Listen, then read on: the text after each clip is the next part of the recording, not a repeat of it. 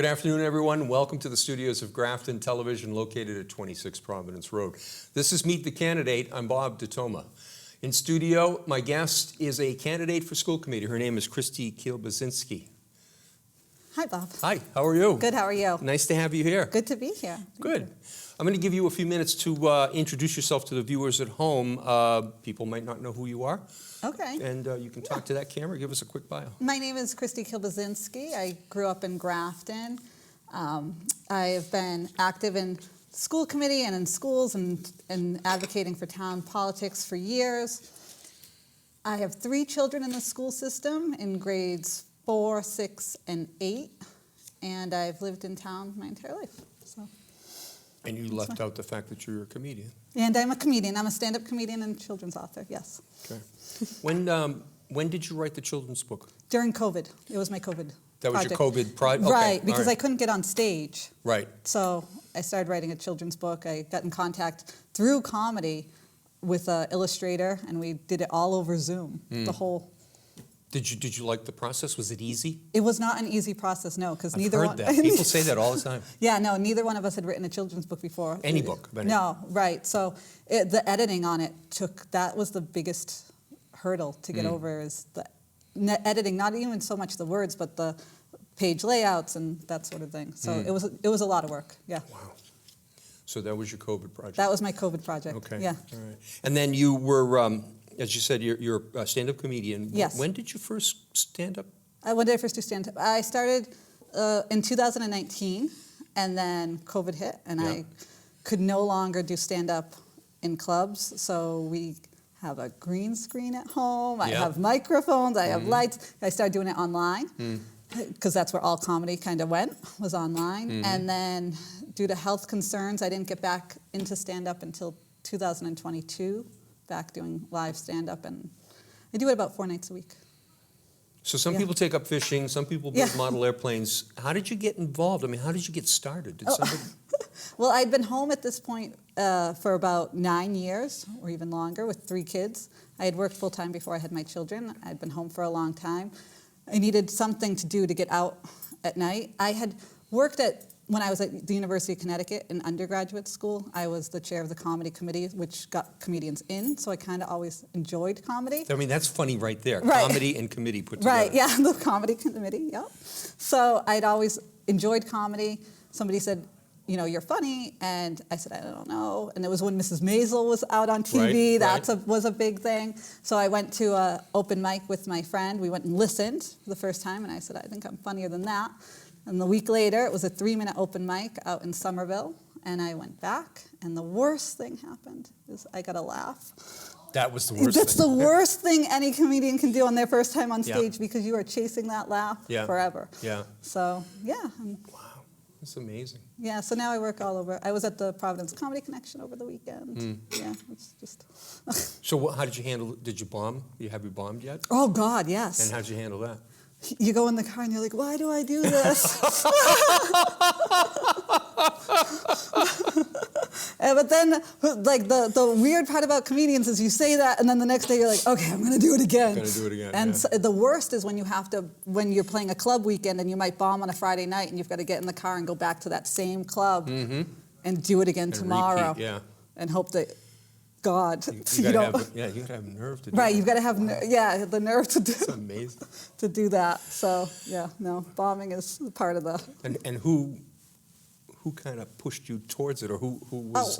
Well, it was one of my close friends. She had said, you know, you're funny, and I said, yeah. So we just went, and so the rest is kind of history on that. My kids don't think I'm funny. No. Right. The hardest room I've ever played is my kitchen. I bomb there every time. No, when you get the eye roll from a 4-year-old. Right. Yeah, I know. Right. Yeah. So you're going to run for school committee. Yes. And has that been something you've been thinking about for a long time, or did you just wake up one morning, school committee, that's what I'm going to do? No, I've been attending school committee meetings for years, and school committees always sort of interest me. And I've advocated for different things, and I've worked with Dr. Cummings and the chief of police on different issues around town, and it's just kind of became a natural next step was, well, now's kind of the time. My kids are old enough that I can put a lot of time into it, but I'm still home, so it was kind of the right time.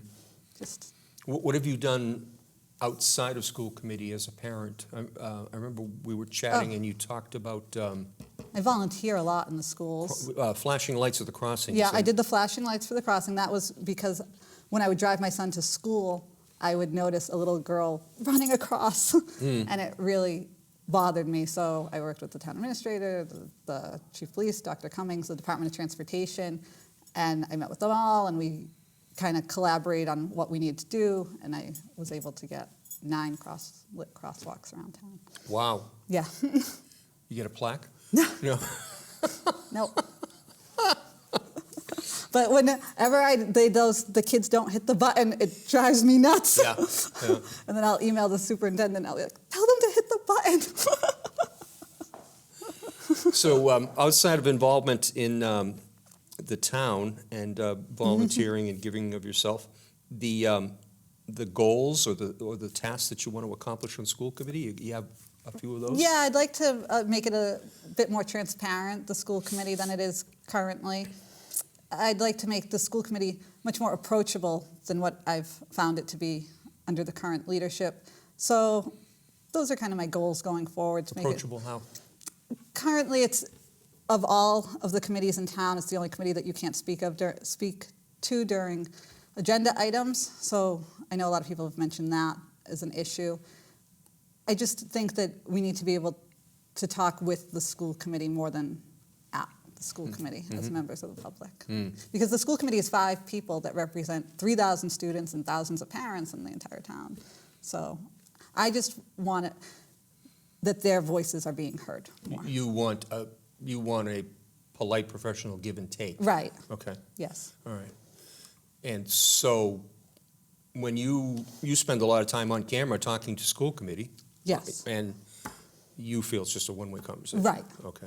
Yeah, I'd like more questions and answers type thing. Have you given any thought as to how you would accomplish that goal?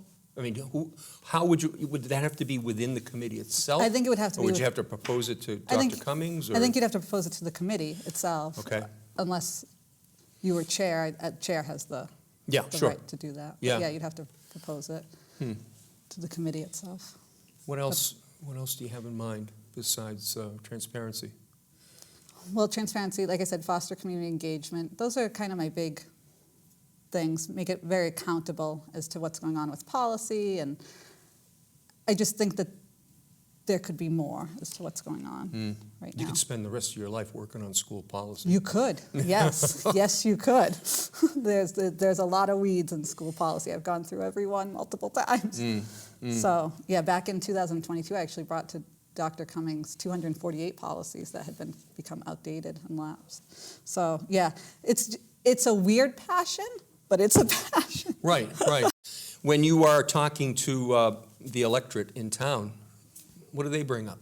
What are the things that are on their minds as far as school committee is concerned? A lot of people have brought up questions about trade school, which is kind of an odd question that would come to school committee. They want to know what trades are offered in the high school, how more kids can get into Blackstone Valley Tech, how Blackstone Valley Tech can become more not really accessible, but how students can learn more about it through the school as opposed to going on tours on their own. Back years ago, they used to do school tours from even 3rd grade would go tour Blackstone Valley. So right now it's kind of like if you know, you know, if you don't, you don't. Like, right. So you would like them to recruit from Grafton? I would like more. I'd like Grafton to be a little bit more knowledgeable, the students of Grafton to be more knowledgeable of what Blackstone has to offer. And if that's the right path for them, then certainly go. I know that next year, 8 new slots will be open that they've offered to the town of Grafton. So. And they have to offer slots to each of the surrounding towns? Yes, each of the surrounding towns, yeah. 8 seems like a pretty small number. In addition to what we already had. I'm not 100% sure what the base number was on that. So talking about vocational school, what programs does the high school offer? Because I know they had a woodworking program. They had woodworking. I've seen some impressive things.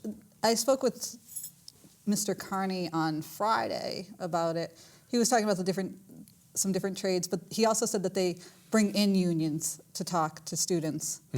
So to give students options post-graduation, because college isn't the right path, or the path that some students want to take after school, and that's great. And they should learn what's available after high school. So. Interesting. Who's been the most supportive of your campaign? My 9-year-old. The 9-year-old in the audience that won't laugh at you? Yeah, the 9-year-old in the audience What that advice won't. does the 9-year-old offer? He offers, don't book a show on a Tuesday night.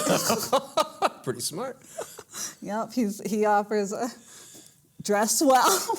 No, he's excited. He's just excited for the whole thing. He's gone to school committee meetings, in fact. So, yeah, it's just, he's very excited. My 13-year-old is a little less excited. Sure, I mean, 13-year-olds. He does not want to hold a sign. He doesn't want to be out there. Right. So, Barely wants to recognize your existence. Yeah, and the 11-year-old doesn't care what I do. And how about the adults out there? My husband, my husband's very supportive of anything that takes me out of the house. So that's always a good thing. So that's his passion. That's his passion. He works from home, so his passion is getting me to leave. So yeah, no, I've had a lot of support with friends and family. It's been great. Have you been asked that question yet? A comedian? Seriously? Have you had that conversation? No, not really. I think a comedian, if anything, is a great representative on a school committee. Comedians speak in front of large audiences constantly. We speak our mind constantly. We are actually kind of known as the truth tellers. So I think a comedian is a good person to have on school committee. So here's a what-if question for you. If you were elected, would school committee life make it into your stand-up? I mean, without naming names. No, probably not. To be honest, school committee's kind of boring. There's nothing funny in school There's nothing funny going on there, so probably not. School committee hasn't made it into my stand-up yet, so no, I don't think it would make it in. All right, I'm going to give you the last couple of minutes to appeal to the viewers at home, and as we said, that's your camera over there, so I'll let you take it from where. Okay, my name is Kristy Kielbasinski.